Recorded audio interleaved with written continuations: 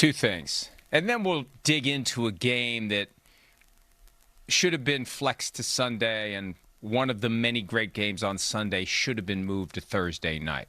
Because for as good as the Patriots are, and it's fun to watch the end of the game, the during of the game wasn't all that great because it wasn't that close of a game, and it just kind of felt like this inevitable, there was a point I think early in the fourth quarter last night where I think it was Kirk who said that Drake Maye, he'll be talking to Kaylee Hartung and joining the set after the game. It's like, it's a little presumptuous there, but no, it's not. No, he will be. It was like he will be. And Al, remember Al there's no kibosh that you're applying there. Al called him out and said, "Hey, you pretty much booked him already." At that point, it was like 12 or 13 minutes left in the game. Yeah. But I said, look, I thought it was presumptuous too. I said, hey, Herb Street, I disagree with some of the analysis, but I don't disagree with that one. You're right. It's inevitable. The Jets just once it gets beyond one score, they got no shot. If it's not a one-score game, they can't win it with their quarterbacking situation. But the idea, and this is where ownership is important because, and we're going to talk about Woody Johnson later in the program, but there's no way Mike Vrabel would have taken that job because I think Mike Vrabel can sniff out, especially as his nose has been calibrated by working for one of the not fantastic four. That's my list right now. Woody Johnson, Stephen Ross, Jimmy Haslam, and Amy Adams-Strunk. That's my not so fantastic four. And wasn't the Fantastic Four 3 men and a woman? It's perfect. It's perfect. I'm not a big Fantastic Four fan, but I generally recall one of the Fantastic Four is female. So this is perfect. Those are the four dysfunctional owners, dysfunctional teams, and Vrabel worked for one of them, and she foolishly fired him. And the last thing he's going to do is going to go work for one of the others because he's going to know. He's going to know, I don't want to work for this guy. He's going to do his research because what happens is, and I think Robert Saleh fell into this trap, Aaron Glenn's fallen into the trap, coaches think, I'm going to change him. They're not going to do that to me. I don't care if they did to everybody else. They're not going to do that to me. Yes, they will. Then you take the job and you find out, yes, they will. Yes, they will. Once they have wined you and dined you and gotten you to sign your name on the dotted line, they will treat you the same way they have treated every other employee who has held that position. And I think Vrabel realized it. In New England, what's Robert Kraft going to do? And Jonathan, you're going to get out of your way. They're going to get out of your way and let you do your job, especially when you're doing it well, especially when you're not doing objectively insane things like trying to make a defensive coordinator the offensive coordinator. That's the kind of owners they are, and that's the kind of owners that they all need to be. Be in the luxury suite, watching the game, and just be a fan. And let your people who you have hired to run the football operation do it. It's easier to do it when you've hired somebody who knows exactly what he's doing, where he wants to go, and how he wants to get there. So it's just amazing that the Patriots went through, there was, Brady left, and then let's see how they compare. Oh, Brady won the Super Bowl. Oh, but the Patriots are still kind of a playoff team, but are they really? Oh, wow, the bottom fell out. The bottom fell out 22-23. Then last year, they made the promise to Gerard Mayo. They felt compelled to see it through, and I understand that, but they also were willing to admit their mistake. The properly functioning teams admit their mistake and don't double down on it. They recognize they got it wrong. And then Vrabel's out there, and boom, and here we are, 9-2. 9-2, the first team to 9 wins. And, it's just a matter of time before they clinch their playoff berth. The question is, can they hold off the Bills and win the division? You look at the upcoming schedule. They should be 11-2 at the bye. Once they get to 11, they may not clinch, but they clinch. Well, there's 2 games left that are interesting. Bills-Ravens. The way they played last night, Vrabel's going to keep them from stepping on a rake against one of these teams. That's right. I think. Yeah, I would say, Mike, the interesting thing there is you look at the schedule. I know Joe Burrow's practice window has opened. The Patriots have a mini bye before they go to Cincinnati. Which Joe will they face? That's the only interesting question. I think it would be pretty miraculous. Won't be Burrow. Won't be Burrow. Yeah, I was going to say, it'd be miraculous if he's ready to go. The earliest, yeah. Thanksgiving night for Burrow is the earliest. Yeah. So you got Flacco. Go You're playing the Bengals with Flacco, and they're really atrocious defense. You got the Giants at home, and then there's that Bills game, like Bills Ravens, right there. And you think about it, it's just you described it perfectly earlier. You know, sometimes just things shift in your favor when you were a bad team the year before. You get a bad team schedule and you improve. So you're not a bad team anymore, but you're not as great as your record makes you look, but you're able to take advantage of what the league has given you. You don't have a lot of primetime games. This is their first primetime game in 2 years. So ownership says, well, we'd love to be in primetime. The players say, I can count on Sunday at 1.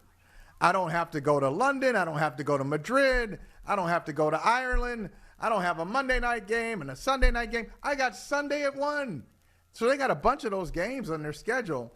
You're able to put that all together, and if you can win your games, you kind of position yourself as a Super Bowl contender, even if your talent doesn't say you are a verified Super Bowl contender. So I don't think they suck, but I also don't think they are 9-2 great.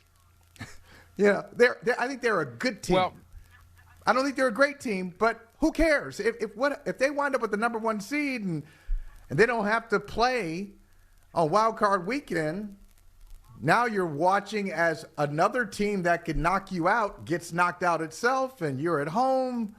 Yeah, things can kind of turn in your favor. And this is the danger, if there is one, of coming in and having success right away. Because next year, this year, we didn't know where the bar was, but it was low. It was kind of like, okay, yeah, let's just try to enjoy ourselves. Let's just go to the games and have a beer and get a soft pretzel or a hot dog or whatever, and just be happy that maybe we can win more games this year than we won in 2023 when they won 4, or 2024 when they won 4. Let's just see. Next year it's going to be a much higher level of expectation. And that's why it's the kiss of death for some of these coaches early in their careers to win Coach of the Year. That means they came in, they overachieved, it surprised everyone to the point where you got enough votes to be Coach of the Year, and now what? Now what? Oh, the schedule's harder next year. Oh, you have an injury concern next year that you didn't have last year. Oh, you've got to go play in Timbuktu next year. Oh, you've got 3 Thursday games next year. Oh, you're like the Chiefs. You rarely play at 1 o'clock Eastern on a Sunday. Just all that stuff makes it harder. It makes it harder. But to his credit, Vrabel's living in the moment. Vrabel's not worried about that. He's enjoying what he has while he has it. It's very pragmatic. Enjoy the moment. Revel in the moment. And then after that moment passes, focus on whatever you have to do to create the next moment. And the fact that the Patriots go to Cincinnati next week, there's one last point I want to make, and then we'll kind of dig into what happened last night. Last year, the Patriots beat the Bengals in week 1. And it was one of those games where by the time you get to the end of the season, it's like, how the hell did that happen? And you take that away, you take that aberration off the table, and the Bengals make the playoffs. You flip the outcome of that game. And I know that that's not really, because everything changes. You have to go back to that moment and then play it all out, because you play differently if you have an extra win versus an extra loss. But if we just change that one variable, the Bengals make the playoffs last year. They lost to a team that ended up going otherwise 3-13. And I say that because And I don't know, maybe it keeps the Patriots from winning the division. Maybe it keeps the Patriots from being the 1 seed. But this year, when the Raiders roll into town week 1, and right now you look back at that and say, how in the hell did the Raiders beat the Patriots? How in the hell, as bad as the Raiders are, and they're the bookend Monday night on a weekend. I haven't gotten a phone call yet, but I've been very vocal. Hey, if you're going to flex Thursday, Monday games, you either got to start flexing them earlier, or you got to do a better job of picking teams to play on Thursday and Monday night in the middle of November. Because why'd you think the Jets were going to be compelling in the middle of November? Why'd you think the Raiders were going to be compelling in the middle of November? But that's the bookend. The Raiders play on Monday night, and the Raiders are not good. And won't that be something? And I'm not wishing it on the Patriots, but this is something I'd worry about if I'm a Patriots fan. Are we going to miss the 1 seed? You know, are the Colts or the Broncos going to take it? And it's all going to be because we lost to the freaking Raiders in week 1. Yeah, it's one thing that they haven't since that Raiders game, because you're right. Going back to it's the first game of the season. Pete Carroll coming in, Geno Smith, and you're like, okay, this could be interesting. And I thought the Raiders would be not necessarily Patriot-like, but I thought they'd be like the Panthers, okay, right around 500. And so that was at the time, 3 weeks into the season, that loss was excusable. The Raiders won. Okay, Hall of Fame coach Pete Carroll, Geno Smith, better than you think. That is an odd loss when you look back at it, and you look at the first 3 weeks of the season. Patriots lose to the Raiders. They also lost to the Steelers when they turned the ball over. As you said, it was not 27, but it felt like it was 5 turnovers, including a couple by Drake Maye. One inexplicably in the middle of the field, he just kind of chucks the ball away on a fumble. So they look like a different team now than they did then.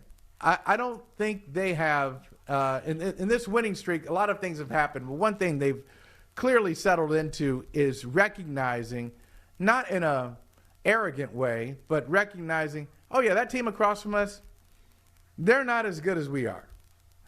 Whether it's, the Titans, the Saints, the Panthers, they're not as good as we are, so we're not going to mess around with them. They kind of messed around with the Jets last night, honestly. They did. Kept them in the game longer than they should have been, including, Mike, a crazy sequence with about 2.5 minutes left in the first half. When Vrabel might be coach of the year, but Mike, what are you thinking? You got 3 timeouts. The Jets are backed up. And it's third down. Why aren't you calling a timeout and forcing them to do something that will give you good field position and plenty of time to get a touchdown or a field goal before the half? And you get the ball back at the beginning of the third quarter. So they kind of propped the Jets up a little bit. But for the most part this year, when they see a bad team, they knock them out without a lot of drama.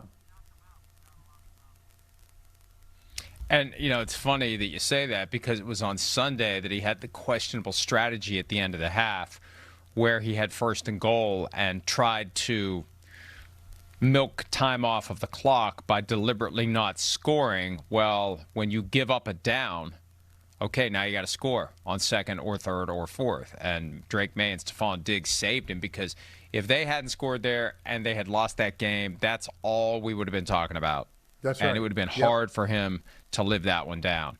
So there's always room for improvement. Hi, it's Mike Florio. Thanks for watching PFT on YouTube. Hit subscribe for the latest news and analysis from Pro Football Talk.